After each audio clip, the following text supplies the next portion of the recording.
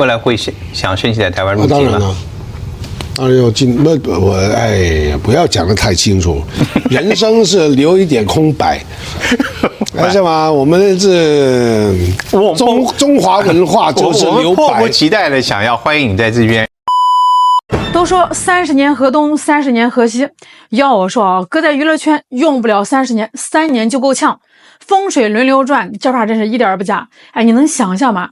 一个拿过好几次影帝，一个呼风唤雨的大明星，最后会沦落到用红白蓝胶带打包自己全部的家当。这人就是黄秋生。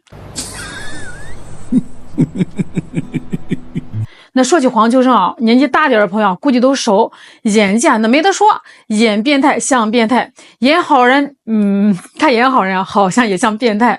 开个玩笑啊，反正是个实力派。这按理说您这么大个腕儿好好拍戏嘛，安安稳稳当您的艺术家，名利双收多好了。可是他偏不咱把这个时间往前倒一倒，2014年那会儿香港出了一些事儿，挺乱的，咱老百姓都是躲着走，生怕惹麻烦。嘿，这位黄大影帝他可倒好，他非要往这浑水里跳他不光是跳，他还站到台子上去公开支持那些人。那你支持就得了呀，他不行，他得扯着嗓子领着大伙唱那个活动的主题曲。哎，你想想，一个公众人物一个影帝，你这带的是什么头这影响多坏当时好多人就看不惯了说这人是不是上头了？可是人家好像没觉得有啥不妥。这还不算完，你以为他尝到苦头了？没有。5年后，2019年香港又闹腾起来了。这回他更来劲了，直接跟那些争议人物勾肩搭背拍合影。那拍了合影他干嘛呢？他满世界的发到这个社交媒体上，生怕别人都不知道他的立场。哎，你们快看我跟这个小子站一块儿了。这叫什么呀？这不就叫作死吗？那当时就是这个香港大学的教授，人家是明白人就公开发文章说，哎，你一个艺人靠什么吃饭？靠观众，靠市场。你公开发表这种分裂的言论，那你必然要面对公众和市场的双重抵制。这话说的透不透？简直就是个预言一个字不差，全应验了。转着点来了，2020年香港国安法一实施。嘿，这下可好，游戏规则瞬间就清晰了。这以前可能还有点模糊地带，有的人吃着这边的饭，砸着这边的锅。现在不行了，爱国成了硬通货。甭管你是天王老子还是影帝，你得先是个中国人。市场反应多快像黄秋生这种有前科的、有劣迹的，自然就成了市场第一个要优化掉的对象。那优化这个词咱都懂就是滚蛋的文明说法。就是没戏拍了电话不响了。以前是排着队送剧本的，现在是绕着走。这边的制片方说，黄老师最近没啥好本子。那边的投资商一听黄秋生不行，换人，那用了他咱这个戏都别想上了。这下可好，财路断了。可是您知道当明星的花销那叫一个大住豪宅，开豪车，吃喝拉撒哪样不要钱？钱只出不进，这能撑多久这更要命的是他之前还欠了一屁股债，具体多少咱不知道，反正就是个大数目。这个债它就像滚雪球，越滚越大。那咋办呢？没招了他那个住了20年的豪宅，哎，你想想，20年那是什么感情？没办法，忍痛卖掉离开香港那天就出现咱们开头说的那一幕。他没有请搬家公司，也没有啥大包小裹的，就他自个儿手里拎着几个红白蓝塑胶袋，里面装上他全部的家当。这个红白蓝胶带在香港那儿叫民工袋，是最市井、最底层的生活象征。可是搁在他一个大影帝身上，这个画面，这反差真是绝了这是从天堂啪的一下摔到了凡间那据说他当时自己都感叹说，哎，我这几十年都白活了，后悔了，晚了呀。这世上啥药都有，就是没有后悔药。那好，在香港是混不下去了，咋办呢？他一琢磨，哎，去中国台湾地区。为啥呢？他可能觉得那边人兴许能理解他，能接纳他。他想着凭我这影帝的名气，到那儿怎么着也能东山再起吧。可是您猜怎么着？一开始还真有这个电视台给他递了橄榄枝，毕竟是影帝嘛，瘦死的骆驼比马大，让他上个综艺节目当个嘉宾刷刷脸。可是有句话怎么说来着？江山易改，本性难移。他在节目里还是那副德行，口无遮拦。哎，你上了人家的地盘，你就安分点呗。他不，话里话外全是刺儿。今天内涵一下这个呢，明天讽刺一下那个。那不光是讽刺香港，讽刺内地，他连台湾本地的都讽刺。这下可好，把当地观众全都惹毛了。嘿，我们请你来当嘉宾的不是让你来当祖宗的呀。那观众不爱看，收视率就咔咔往下跌，一路跌到谷底。这还不算最逗的，更让人看不懂的骚操作来了。他老人家居然跑去申请当地的就业福利。哎呦喂，我真是你一个大影帝啊，你跑去跟普通老百姓抢福利，你是没钱吃饭了还是怎么着？那这下台湾民众彻底就炸锅了，网上铺天盖地的骂呀。我们这不是垃圾回收站，凭什么要接纳一个被全世界抛弃的人？垃圾回收站，这话多难听啊！舆论压力这么大，那个电视台也顶不住了。得了，赶紧的吧，把这尊大夫给请了出去。黄老师，对不住您，我们这儿庙小，容不下您。他的那个台湾翻身梦碎了一地。那俗话说屋漏偏逢连夜雨，就在他最窘迫最倒霉的时候呢，你猜怎么着？他被骗了，而且是电信诈骗。笨蛋了，我真的非常笨。哎呦喂，就是咱们天天在社区在这个电视上宣传的什么刷单中奖银行卡异常，就是那种老掉牙的套路，一条陌生短信，几句忽悠，他咣当就把自个儿的银行卡密码全部都给交出去了。那结果呢，钱被骗了个精光。事后有这个记者还挺损的，跑去问他，黄先生你被骗了，我们很同情你，但是我们担心那个骗子拿到了你的通讯录，会不会去骗你那些圈内的大咖朋友啊？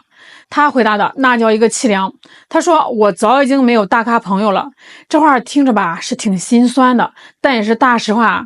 你想想，自从他站错队之后，以前那些跟他称兄道弟的，一块喝酒的，一块拍戏的，一个个都跟他划清界限生怕跟他沾上边儿。这叫什么树倒猢狲散。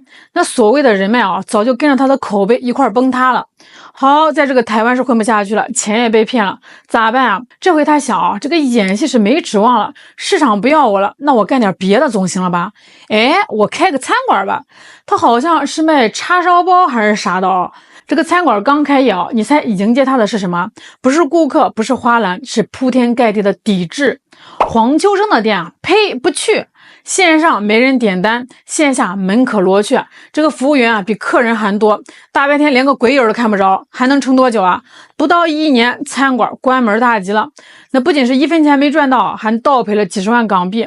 那这笔钱对他来说那真是雪上加霜他本来就欠着债呢，这下又添一笔。而且他还有孩子要养，还能给抚养费呢。他后来在这个网上发视频诉苦说自己多惨呀，多难呀。结果呢，这网友的评论更是扎心。早知今日何必当初呢？你站队的时候怎么不想想今天呢？市场不欠你的，观众也不欠你的。谁敢请你谁一请你，谁的戏就凉凉。在整个华语圈是彻底混不下去了。那这个时候黄秋生又想到了自己的特殊身份，他不是混血吗？他爹是英国人，我还有条路我去英国。他大张旗鼓的跑去英国，还搞了一出认祖归宗的大戏，宣扬自己找到了同父异母的2兄弟。失散多年的亲人想靠这出戏给自己捞点同情分。结果呢，更尴尬的来了这个 BBC 中文网去年专门去采访他那俩英国兄弟，人家俩兄弟直说我们家没有谁叫安东尼的。这个安东尼就是黄秋生的英文名儿。啥？你说啥？不认识你说那个合影那是一次商业活动的摆拍。我的天搞了半天是花钱雇的兄弟，还是说人家就是配合一下商业活动？反正人家根本不认他这个亲戚。他想靠这张英国牌在英国演艺圈混他跑去申请加入英国的演员工会，人家工会白纸黑字拒绝了，理由是缺乏本地稳定工作经历。对不起你没在英国跑过龙套，我们不要您。港媒都直接嘲讽他说他自作多情那有句话说的太对了，三观不正的人你跑到哪儿都不受欢迎。你看这边呢他看不起内地市场，那边呢他被英国亲戚和工会嫌弃，真是两头落空这不就是个活生生的例子吗？黄秋生的故事不是个例。你再看看那个杜文泽当年多横说我不要大陆市场，我在台湾也能风生水起。结果呢，现在在台湾小综艺里插科打诨的，普通话都说不标准，还有那个女歌手何某诗，现在想开个演唱会都成了奢望，连场地都租不到啊，收入锐减到都快交不起房租了。总有人替他们玩笑，说什么他们是时代的牺牲品。呸，这简直是天大的笑话啊！华语文娱最大的舞台在哪儿？就在咱们祖国大陆，这儿有最广大的市场，最热情的观众，那是他们自己非要往台湾、往英国那些窄巷子里站啊，最后抱怨路不通，这不滑稽吗？其实说到底啊，艺人啊，你不是普通老百姓，那你站在聚光灯底下，你享受着万千宠爱，你就得承担起相应的社会责任，你的一言一行都可能会影响到无数的年轻人。里面你找我做反派啊，或者什么无所谓，但是在这里我就不可能在你这边做反派。电影是一个艺术，艺术不分贵贱，但是你用艺术的方式来践踏我们的民主，我就不可能接受。管治權咁樣咯喎，不嬲都應該早全面管治權啦。你係咪中國人啊？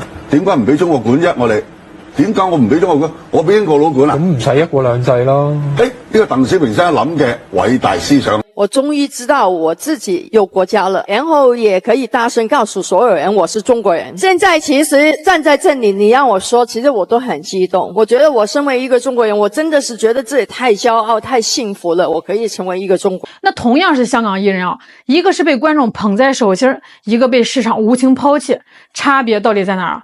不就是差在立場這兩個字上嗎？所以啊，你的立場從來都不是什麼個人自由，那是一種公共責任。2020年之後啊，規則就更簡單了，愛國是必選項，不是可選項。心向祖國，尊重國家，尊重觀眾，這是最基本的職業操守。那些忘根忘本、數典忘祖的人啊，根本就不配站在這個舞台上。黃秋生從影帝混到了影帝，從千萬豪宅到紅白藍膠帶，這條路啊是他自己一步一步走出來的。